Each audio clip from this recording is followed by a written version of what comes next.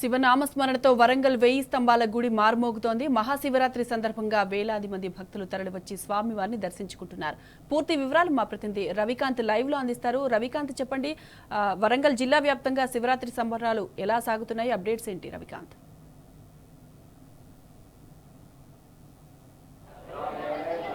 సాయి మాధవి, తెల్లవారుజాము నుంచే శివాలయాలన్నీ భక్తులతో కిటకిటలాడుతున్న సందర్భం అయితే మనం చూస్తూ ఉన్నాం. మహాశివరాత్రి అంటే 11 నెలల పాటు మాస శివరాత్రులు వస్తాయి. 12వ నెల వచ్చేటటువంటి శివరాత్రి మహాశివరాత్రిగా పరిగణిస్తూ ఉంటాము. శివుడు ఒక అరూపరూపిగా భావించే క్రమంగా కనిపిస్తూ ఉంటుంది. ప్రధానంగా పురాణాలు చెప్పే ప్రకారంగా అరూపరూపి శివుడిగా భావించే పరిస్థితి ఉంటుంది. 11 నెలల పాటు ఏదైతే మాస శివరాత్రులు కొనసాగుతూ ఉంటాయి.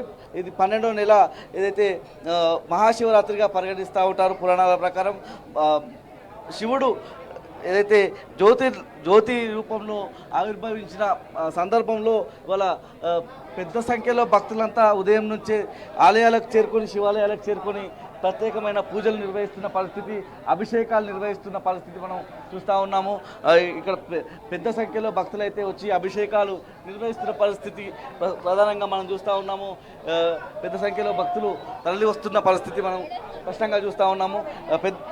ఉదయం నుంచే అభిషేకాలు కావచ్చు. శివుడు అంటే ఒక చెమ్మని నీళ్లు పోసిన శివుడు అనుగ్రహిస్తాడనే క్రమం కనిపిస్తూ ఉంటుంది. అదే క్రమంలో 1000 స్తంభాల ఆలయంలో అభిషేకాలు, జలాభిషేకాలు అయితే ఉదయం నుంచి కొనసాగుతున్న పరిస్థితి. 3:30 నుంచే ప్రత్యేకమైన పూజలు కొనసాగుతున్న పరిస్థితి. మనతో పాటు గంగు ఉపేంద్ర శర్మ ఉన్నారు, 1000 స్తంభాల ఆలయానికి సంబంధించిన ప్రధాన అర్చకులు. ఇవాళ ముఖ్యంగా మహాశివరాత్రి సందర్భంగా ఎట్లా ఉంటుంది?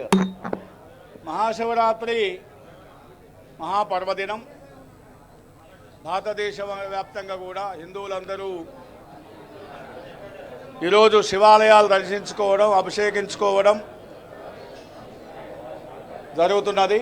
అదేవిధంగా చారిత్రక రుద్రేశ్వర స్వామి 1000 స్తంభాల దేవాలయంలో కాకతీయుల కాలం నాటి 1000 సంవత్సరాల క్రితము 1000 మంది వేద పండితుల ఆధ్వర్యంలో ప్రతిష్ట గావించినటువంటి ఆ రుద్రేశ్వర స్వామికి ఈ మహాశివరాత్రి, జన్మకో శివరాత్రి అనే నానుడిని అనుసరించి భక్తులందరూ ఉదయం తెల్లవారుజామున 3 గంటల నుండి స్వామివారు దర్శించుకుంటున్నారు.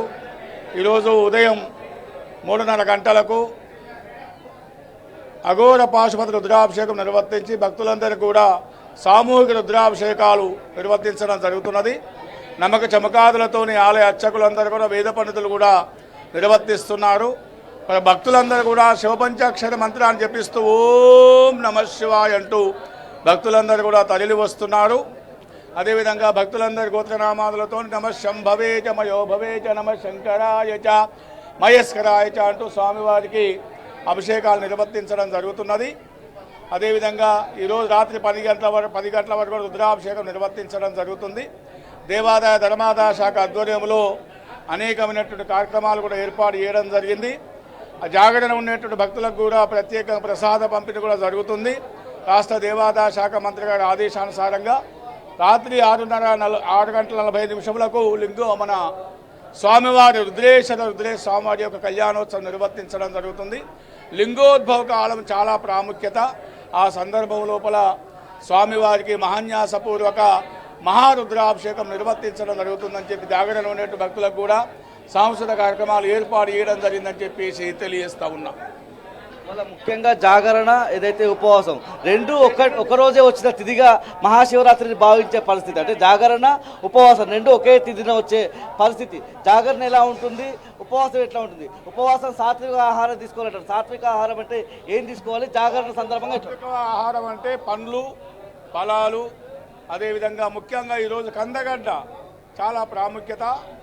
దేవుడు కూడా మోదుక పూలతో పూజ చేయించుకోవడం చాలా ప్రాముఖ్యత అని చెప్పేసి తెలియజేస్తాం. బిల్వ ఆకులతో పూజ చేయాలంటారు. ఆ విశిష్టత గురించి ఏం చెప్తారు? బిల్వ ఆకులతో పూజ చేయాలంటారు. ఈ కాలంలో మారేడు బీల బిల్వాలు చాలా తక్కువగా దొరుకుతాయి.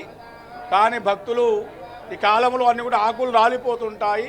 అయినా కూడా భక్తులు తమ భక్తి ప్రవృత్తులతోని అటవీ ప్రాంతం నుంచి కానీ ఇతర దేవాలయ పరిసర ప్రాంతాల నుంచి కూడా ఈ ఆకు సేకరణ చేసి మారేధర బిల్వార్చన ఆ రాత్రి 12 గంటలకు లింగోద్భవసములు అర్పించినట్టయితే సకల దోషాలు తొలగిపోతాయి అనే ఒక భక్తుల భావన.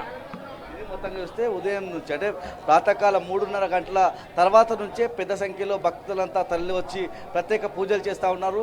ప్రధానంగా ఒకే తిథిన మహాశివరాత్రి సందర్భంగా ఒకే తిథిన జాగరణ ఉపవాసం చేయడం అనేది పురాణాల ప్రకారం ఫాలో అవుతూ ఉన్న పరిస్థితి మనం చూస్తూ ఉన్నాము. శివుడు అంటే అభిషేక ప్రియుడు. ఒక చెంబడు నీళ్లతో అభిషేకించిన పులకించిపోతాడు, భక్తులను అనుగ్రహిస్తాడనే అదంతా కూడా పురాణాల ద్వారా తెలుస్తూ ఉంది. కాబట్టి అంతా భక్తులంతా ఉదయమే జలాభిషేకాలు కావచ్చు, ఇతర అభిషేకాలు చేస్తూ ఉన్న పరిస్థితి మనం స్పష్టంగా చూస్తూ ఉన్నాము.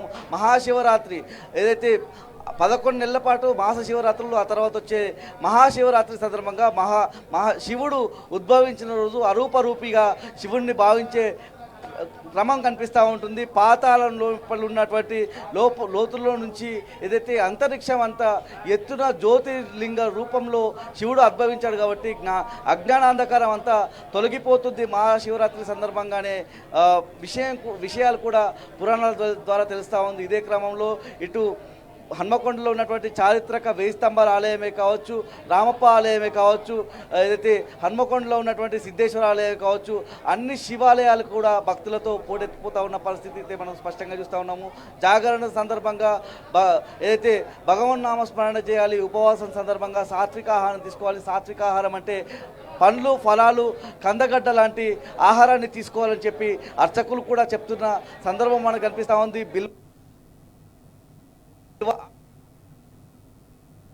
సంఖ్యలో భక్తులు ఆలయాలకు వచ్చి ఏదైతే పూజలు చేస్తూ ఉన్న పరిస్థితి కూడా కనిపిస్తూ ఉంది. సాయి మాధవి.